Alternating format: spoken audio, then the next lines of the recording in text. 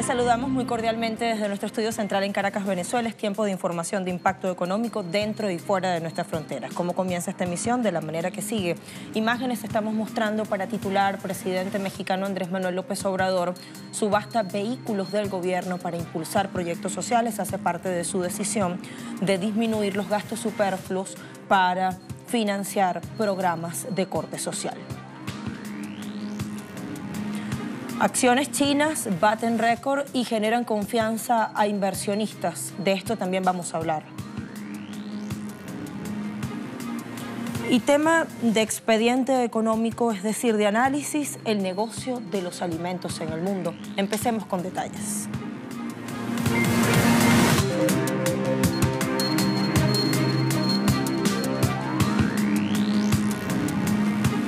El gobierno de México, de Andrés Manuel López Obrador, continúa adoptando las acciones gubernamentales necesarias para frenar el despilfarro de recursos dentro de la Administración Pública Nacional. La idea es recortar gastos innecesarios o superfluos y que lo que se pueda ahorrar sea destinado a programas sociales. En ese sentido, ha desarrollado una subasta de vehículos. En total fueron 218 los vehículos gubernamentales que el Ejecutivo considera son innecesarios para el funcionamiento cabal de la administración pública. La mayoría era o estaba constituida por vehículos blindados y camiones usados por la Guardia Presidencial de miles de personas que el presidente Andrés Manuel López Obrador ha ido disolviendo poco después de asumir el cargo en diciembre pasado. Las motocicletas, camiones y camionetas de la policía también fueron subastadas en este evento que se llevó a cabo en la base militar de Santa Lucía, en las afueras de la capital. Se vendieron cerca de 90 o del 90% de los vehículos instalados en el bloque, con lo cual se ha logrado recaudar 3.24 millones de dólares. El gobierno anunció que subastará los autos incautados en investigaciones criminales en las próximas semanas y que también tiene planificado que ocurra lo propio con aviones y helicópteros en abril de este año. Se me hace muy bien, muy buena oportunidad, tanto para las instituciones como Hacienda, es recuperación económica y para nosotros también como ciudadanos. Pero este sistema de subastas ya tiene muchos años, ya a través de internet y a través del Martillo. Yo es la primera vez que vengo a Martillo, pero a través de internet ya he participado anteriormente. Pero ahorita la difusión fue mayor, yo creo que también por eso el precio se está un poquito elevando. Del tradicional carnaval mientras buscan juntar sus trajes más importantes antes de la celebración que comenzará oficialmente a partir de este viernes. Comerciantes esperan que las ventas aumenten aún más cuando los turistas de todo el mundo desciendan a la ciudad para esta celebración anual. Se prevé 6,6 millones de dólares. Primer crecimiento financiero del sector para este periodo después de 3 años de caídas consecutivas. Esto según lo revela un informe divulgado por la Confederación Nacional del Comercio de Bienes, Servicios y Turismo. Los empleos temporales también subirán en este lapso, según la referida organización o instancia, y será el mayor aumento desde 2015. Para atender las demandas que exige el periodo del carnaval, la CNC estima la contratación de 23.600 trabajadores temporales entre enero y febrero de 2019. Esto es una alza de 23,4% respecto al mismo carnaval de 2018. El segmento o el sector de servicios de alimentación será el responsable de cerca del 78% de las oportunidades que se abran, con unas 18.400 ofertas de trabajo. No es de extrañar que en marzo se anuncie una baja en el índice de desocupación durante este primer trimestre del año o, digamos, los primeros 2 meses, pero ese dato viene impactado por la creación de empleos temporales, es decir, no se trata de un trabajo con todas las garantías necesarias.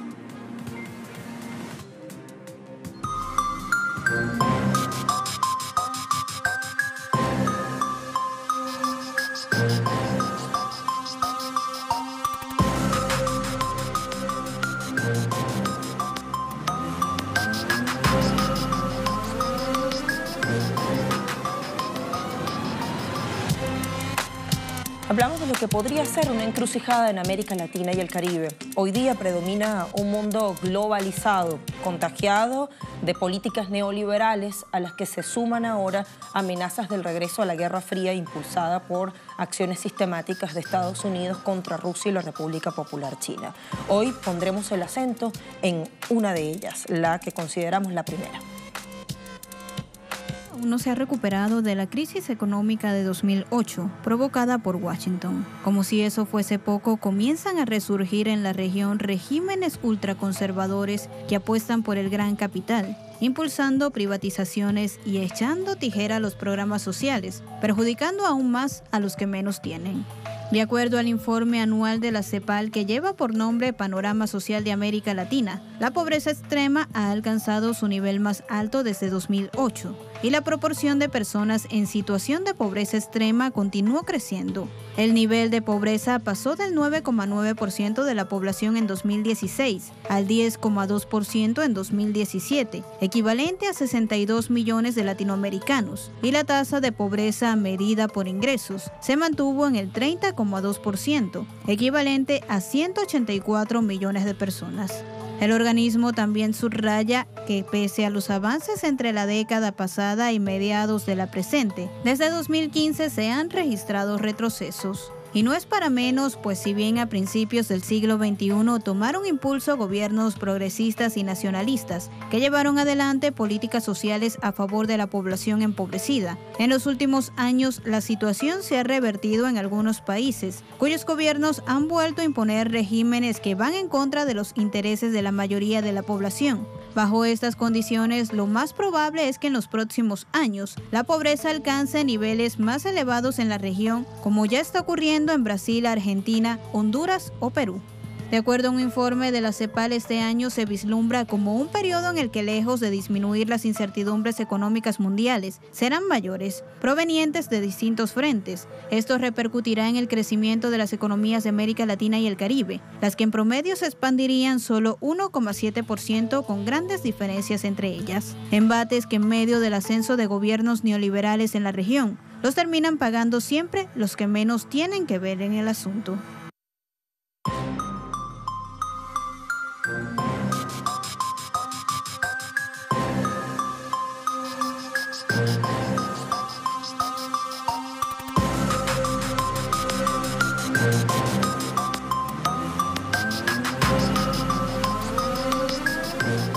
Nos alistamos para nuestra primera pausa en Impacto Económico y a la vuelta le vamos a contar cómo Alemania saca provecho o capitaliza esa incertidumbre que genera los términos todavía no claros del Brexit. Ya venimos.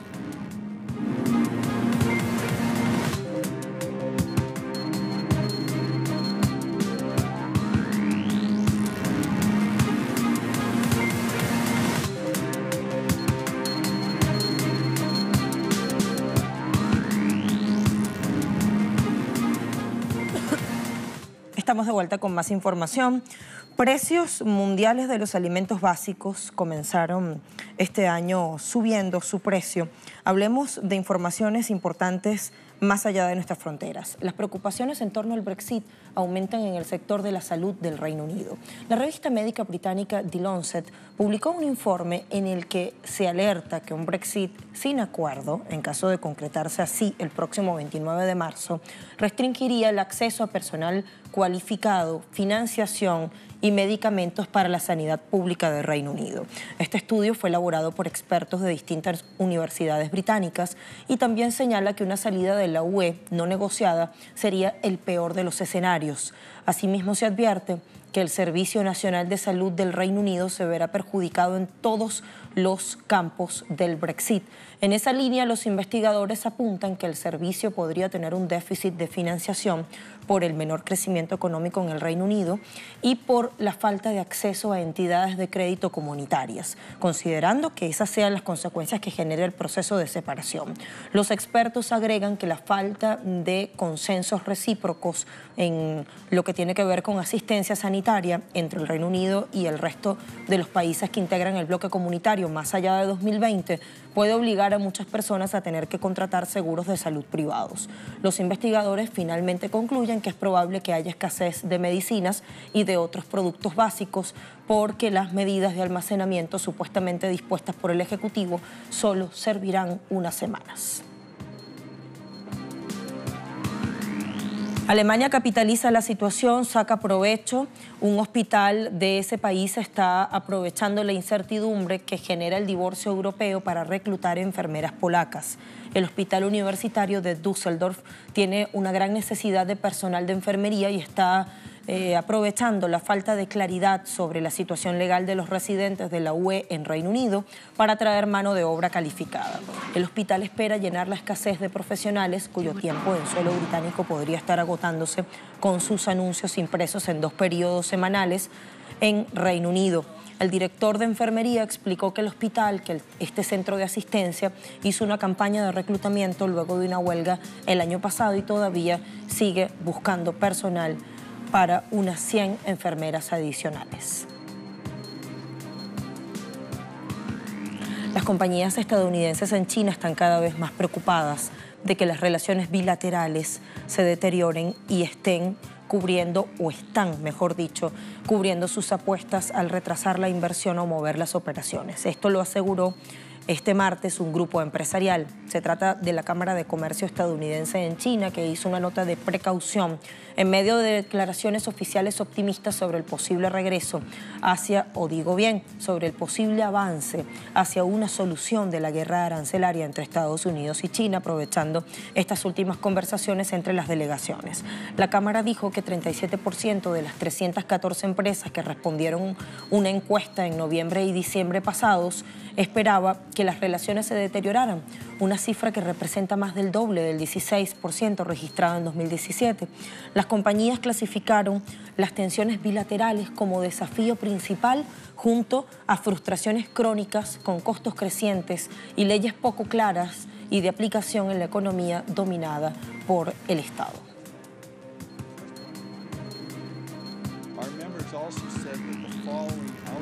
Nuestros miembros también dijeron que los siguientes resultados en las negociaciones serán de mayor utilidad.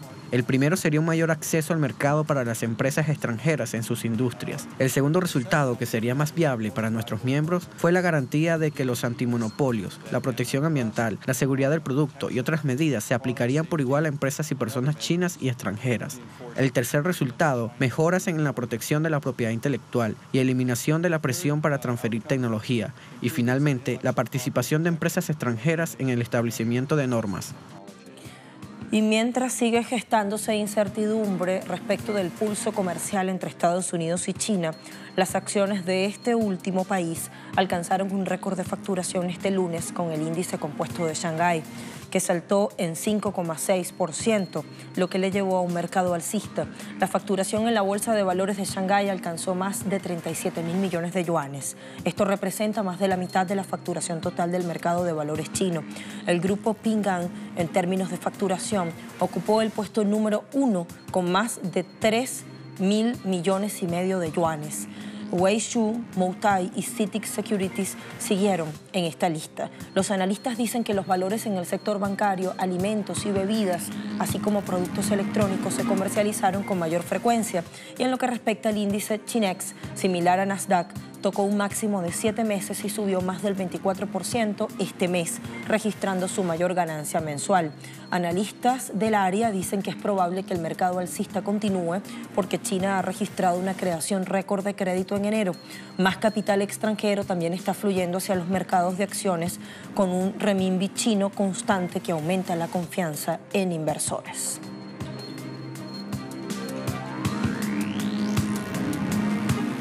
Nos vamos a la pausa y nos preparamos para abrir nuestro expediente económico desde esta mesa que tiene que ver con el negocio de los alimentos en el mundo. Ya le vamos a contar.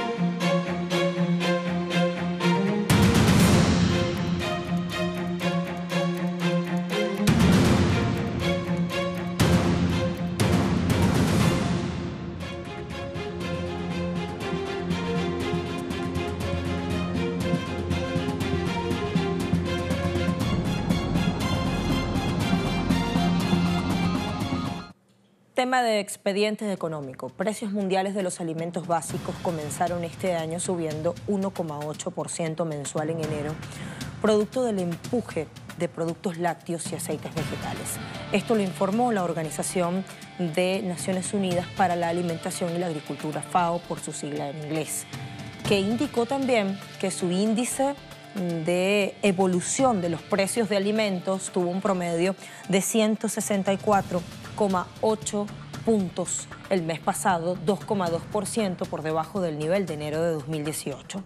Por grupos, el mayor crecimiento lo experimentaron los precios de productos lácteos, que se encarecieron en 7,2% respecto a diciembre, tras 7 meses de caída. Entre otros motivos, por los limitados suministros para la exportación desde Europa, que fortaleció su demanda interna. Los aceites vegetales se vendieron 4,3% más caros, arrastrados por los valores del aceite de palma, cuya producción estacional disminuyó en los principales países productores, y por los de la soja ante la mayor demanda de suministros de Sudamérica. Los precios del azúcar siguen en la lista, se elevaron en 1,3% mensual, influidos por la apreciación del real brasileño, principal exportador de este producto, frente al dólar estadounidense. La FAO al mismo tiempo asegura que la carne se mantuvo a un precio similar respecto a diciembre pasado, cuando registró un aumento de 0,8%. Y los cereales se encarecieron ligeramente debido a la robusta demanda mundial y a la menor oferta para la exportación. En este caso, el alza rosa 1,8%. Ahora bien, ¿qué hay detrás de estos números que acabamos de referir? ¿Cuáles son las manos que mecen los precios de los alimentos?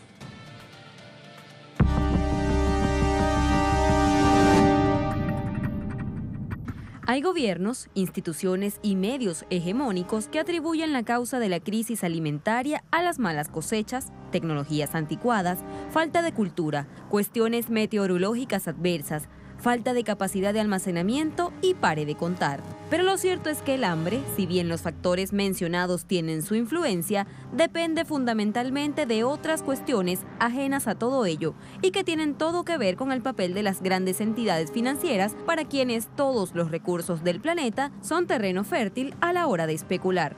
La historia de la especulación alimentaria se remonta al siglo XIX, al expandirse la producción agrícola en los Estados Unidos. Directamente endeudados con los bancos que vendían la tierra, los campesinos no tenían más opción que producir para mercados cada vez más alejados. En ese contexto de incipiente comercio internacional de los cereales y oleaginosas, se fue operando una paulatina concentración del poder de la cadena alimentaria en manos de unos pocos pero poderosos intermediarios, ancestros de las actuales multinacionales de la alimentación. Para asegurar el buen funcionamiento de este sistema, los contratos fueron estandarizados y tomaron la forma de contratos de futuros intercambiables que pueden ser vendidos y comprados. El número de productores agrícolas individuales que participaban en un mercado de futuros era muy limitado, por ser demasiado costoso. Hoy, los que optan por ello lo hacen recurriendo a intermediarios como asociaciones de productores, empresas procesadoras, bancos, corredores de bolsa y más.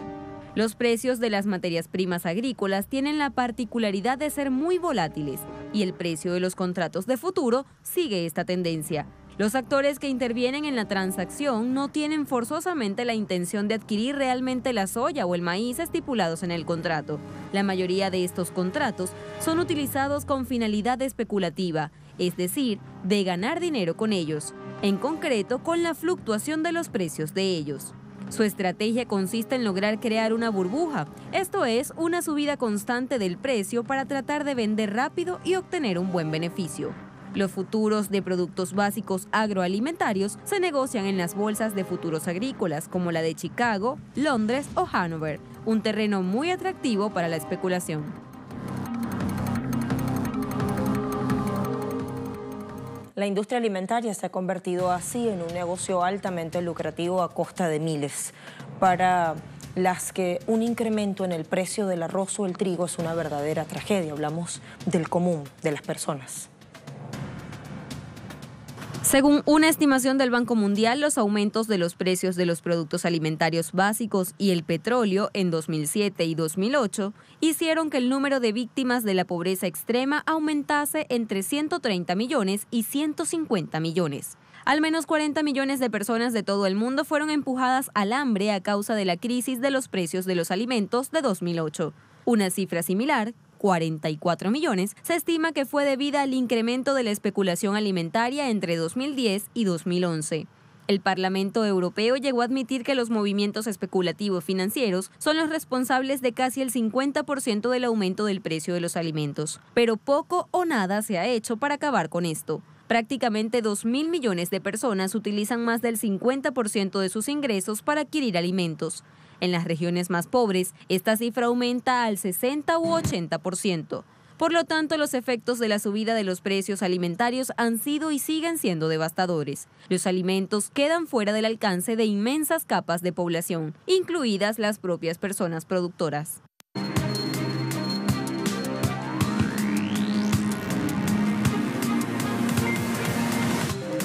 Revisamos indicadores petroleros. El primero de ellos, el Brent, ha operado en las últimas horas en $65,05. Esto es una subida de 0,67% o $0,43. El Texas Intermedio ha hecho lo propio en $55,51, una subida de 0,21%. Y en el caso de la cesta OPEP, ha registrado una ligera baja de $1,20, se ubica en $65,36 estadounidenses.